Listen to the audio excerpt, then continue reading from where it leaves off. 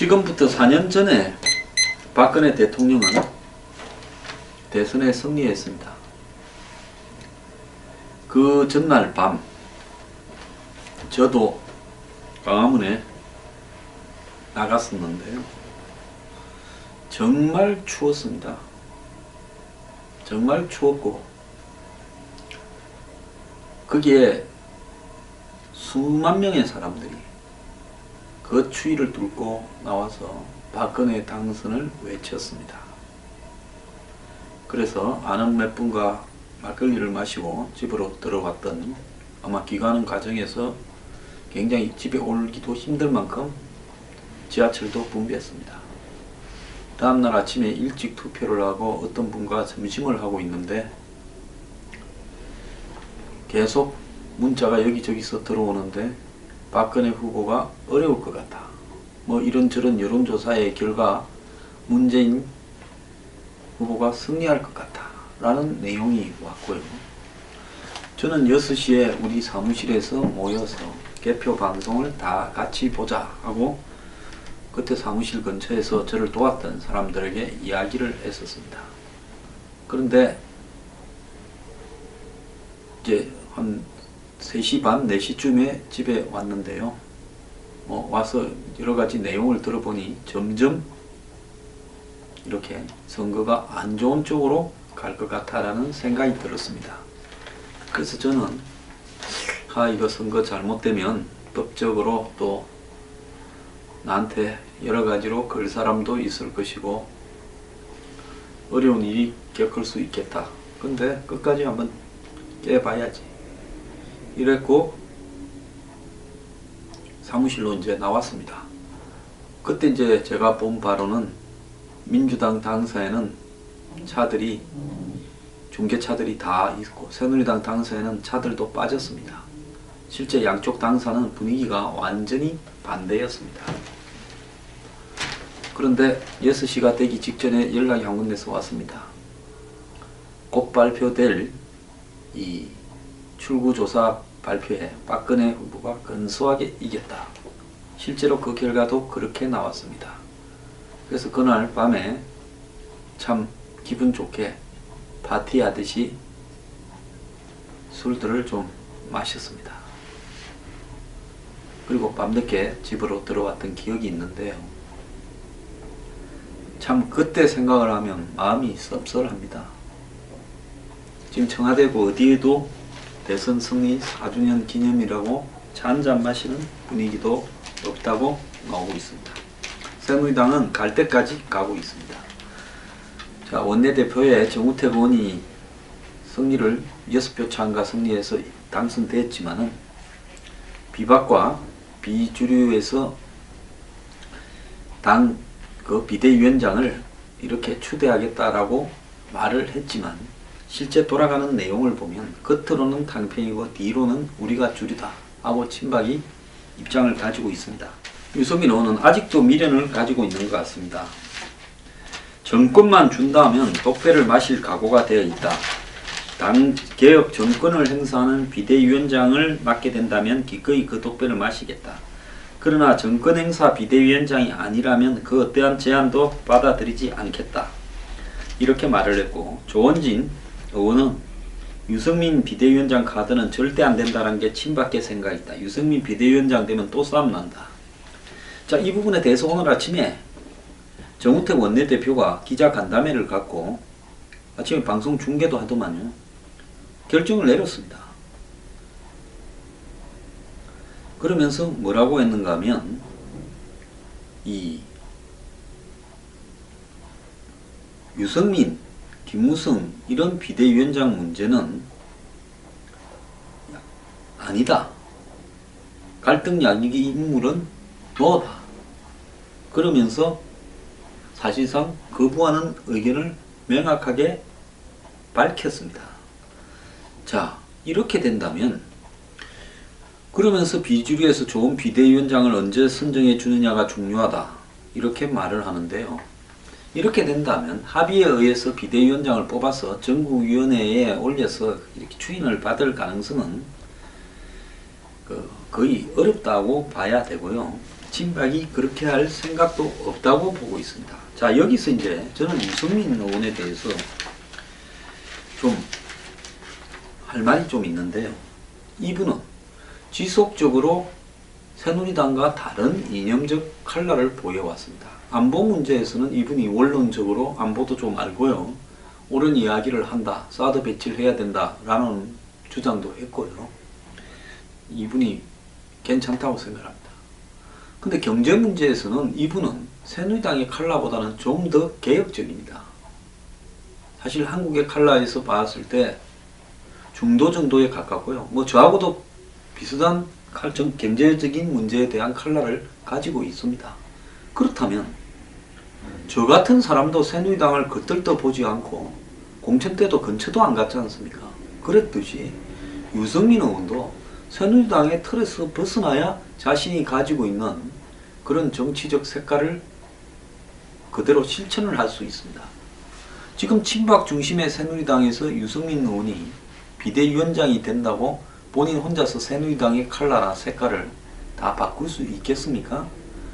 전에 원내대표 시절에 유승민 의원이 자신의 어떤 경제적인 가치관을 갖다가 담아서 교섭단체 대표 연설을 했을 때 문제가 좀 크게 됐죠. 정세 없는 복지는 허구다. 저도 그 말에 동의합니다. 그때부터 이제 배신의 정치 이런 게 거론이 됐고 국회법 개정 파동 때 본격적으로 원내대표에서 쫓겨났죠.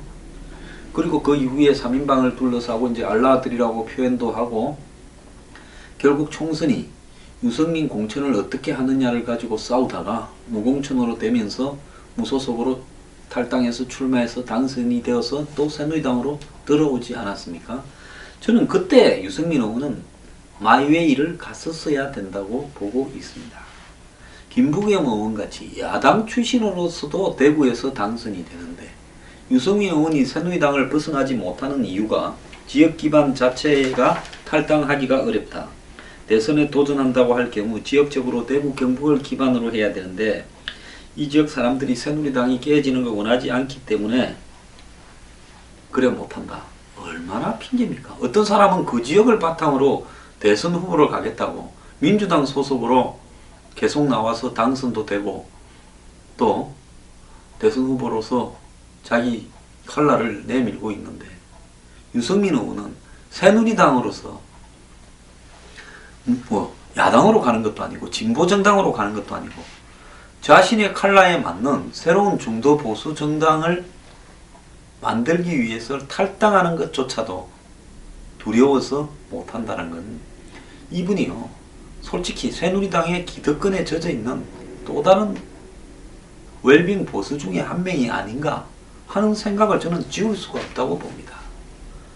새누리당의 대선 후보들이 거의 뭐 이런 탄핵 과정에서 총선을 거치면서 다 낙선을 하고 지금 거의 다 힘이 빠져버렸죠. 오죽하면 사람이 없으면 반기문 데려다가 해야 되겠다고 친박 비박이 다 그런 생각을 하는 마당에 그나마 자기 정치를 할 줄 아는 자선력이 좀 있다라는 사람이 새누리당이라는 그 울타리를 하나 벗어나는데 이토록 많은 고민을 하고 이토록 많이 재고 앉아서 무슨 새로운 정치를 할 수 있겠냐.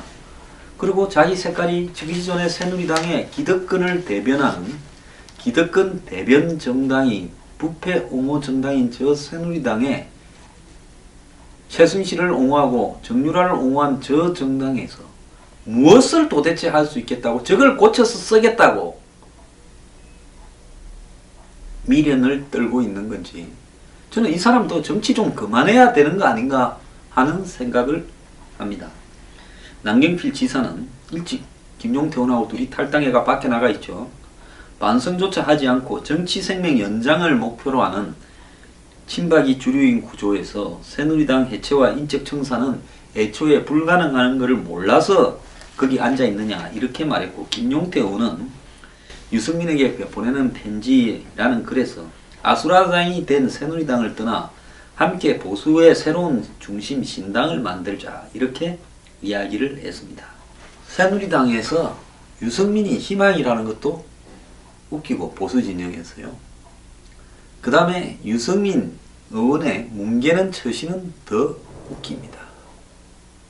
한마디로 새누리당은 국민 일반의 생각보다 훨씬 뒤처져 있는 비상식적인 기득권 부패 옹호 정당으로 지금 낙인이 찍혀가 있는데, 그나마 친박 비박이 뒤섞여 있으니까 15%라도 나오지, 비박이거나 좀 그런 사람들이 나와버리면 그거 지지율도 안 나오고 반토막도 날 겁니다. 그런 정당에서 그것도 지역 기반이라고 거기 기대어서 대선 후보 하겠다고 뭉개고 버티면서 비대위원장을 시켜주면 하겠다라는 유승민은 기가 찹니다. 시켜줘도 안 해야지요. 솔직히 말하면 새누리당은 해체되고 해산이 되어야 된다고 보는 겁니다. 저는 박근혜 대통령이 지금이라도 보수를 구하고자 한다면 올바른 보수의 가치에서 한참 벗어나 있는 새누리당을 해산하도록 새누리당을 탈당해버리고 그 다음에 새누리당과 선을 끊는 것이 보수 진영을 위해서 해줄 수 있는 마지막 선물이라고 생각을 하는데요. 절대로 친박이나 박 대통령은 그렇게 할 생각이 없다라는 것을, 또 당권을 내놓을 생각이 없고 앞으로 새누리당으로 그대로 가자라는 것을 굳히고 있습니다. 이런 상황에서 무슨 미련을 더 떨고 있습니까? 맨날 무슨 30시간의 법칙이라고 조롱을 당하는 김무성 전 대표가 탈당을 하겠다라고 예고를 해놓은 마당에, 그것도 또 그분이 30시간이 지났습니다마는 이제는 뭐 또 300시간 안에 탈당을 거둘지 어떨지는 지켜봐야 할 것 같습니다마는, 어쨌든 유승민 의원보다는 이번에 이 새누리당의 투쟁 과정에서 조금은 더 나은 모습을 보이고 있다고 봅니다. 자, 원내대표 선거 이기면 탈당 안 한다. 그 다음에 나한테 비대위 정권을 주면 탈당 안 한다. 좀 치사하고 더럽고 웃기는 이야기라고 생각하지 않습니까? 제가 볼 때 김용태나 남경필이 유승민 의원 당신보다는 한 10배가 낫다고 봅니다. 제가 또 이런 이야기를 하면 황장수 저거 새누리당 깨서 또 거기 가서 정치를 한다, 그런 걱정하지 마십시오. 저는 국민의 칼라에 맞는 인터넷 정당을 하면 만들어서 할 겁니다. 새누리당 언저리 정당에 가거나 기존 정당에 들어가서 정치할 생각은 일찌감치 접고 있는 사람입니다. 자, 그렇다면 유승민 의원은 앞으로 국민들에게 어떻게 비춰지겠습니까? 김무성 2라고 보이지 않겠습니까? 우유부단하고, 한마디로 작은 것도 잘 못 버리고 이것저것 계산하고, 솔직히 말하면 그간에도 학자 체질이지 정치 체질이냐, 정치적 감각이 있는 사람이냐, 이런 비판들이 많았습니다. 지난번에 유승민 의원을 따르다가 공천을 못 받은 사람이 많았는데, 저 같으면 그 사람들이 공천 탈락했을 때 탈당을 해서 같이 뭐 대구 경북에 무슨 개혁연대라든지 이런 걸 하나 만들어서 그 사람들도 살려보려고 하고 자기도 되는 길을 깨겠습니다만, 마지막 날까지 새누리당이 밀어낼 때까지 무소속이 탈당할 수 있는 마지막 순간까지, 심야까지 버틴 사람 아닙니까? 그때 국민들 입장에서는 참 나가라는 새누리당이나 버티고 완전 유승민이나 거기서 거기다 이랬습니다. 왜 유승민 의원이요? 여권에 인물이 하나도 없는데 지지율이 3%가 왔다 갔다, 어떤 때는 2%대로 떨어지고 그런 줄 아십니까? 정치를 이따위로 하기 때문에 그런 겁니다. 차라리 그냥 유승민 의원 친박에 붙어서요, 친박의 대선 후보를 하겠다고 좀 밀어달라고 확실하게 주저앉아 버리세요. 그래야 당신한테 미련을 가진 사람들이 일찌감치 보따리를 따로 사게요. 그리고 새누리당의 비박들한테도 제가 이야기를 합니다. 정치가 아니면요, 이제 아니라는 거 나왔지 않습니까? 친박이 당권을 양보할 생각도 없고, 또 친박이 박 대통령에 대한 입장이나 태도를 고칠 생각도 없고, 뭐 죽더라도 집을 깔고 앉아서 대구 자민련으로 끝까지 한번 가보겠다, 우리가 뭐 그렇게 쉽게 갈 것 같느냐? 한번 붙어보자. 지금 이렇게 하고 있잖아요. 점점 더 강하게 이야기를 하잖아요. 그러면 비박들은 뭘 어떻게 해야 되는 건지 안 하지 않습니까? 그러면 우리는 새로운 정치 세력을 만들겠다 하고 나와서 헤어지는 것이 당연한 정치적 수순인데요. 안철수 의원 흔히 뭐 쫌생이다 어쩌다 하는데 안철수 의원도 탈당을 해서 당을 만들어서 38명을 데리고 있는데 안철수만도 못한 사람들이 비박이라고 봐야 되는 거 아니겠습니까? 정치를 하면서 이것 따지고 저것 따지고 맨날 계산하고 정치가 그 계산으로 맞아떨어지는 겁니까? 저는 김무성 전 대표 이번에 좀 똑바로 한번 국민 앞에 한 방이 있다라는 거라도 보여주는 능력을 좀 가지세요. 지금까지 김무성 하면 덩치만 컸지 허당이다. 그러다가 지금 대선 안 나간다고 이야기까지 나오게 되지 않았습니까? 아니 나가고 싶으면 혼자라도 나가는 거지요. 뭐 유승민이 데리고 가니 뭐 숫자를 20명 이상은 만들게 데리고 가니 참 답답합니다. 웰빙이라는 것이요. 그 오른쪽부터 왼쪽까지 새누리당은 전부가 다 웰빙이에요. 비박이고 친박이고 다 웰빙입니다. 이 웰빙이라는 게 몸에 좋은 웰빙이 아니라요. 국회의원 해묵기 좋은 웰빙이라는 겁니다. 국민에게는 웰빙이 아니죠. 혐오식품이죠. 저들한테는 웰빙인 겁니다. 그놈의 당이요. 자, 새누리당 이제 문을 내리길 바랍니다.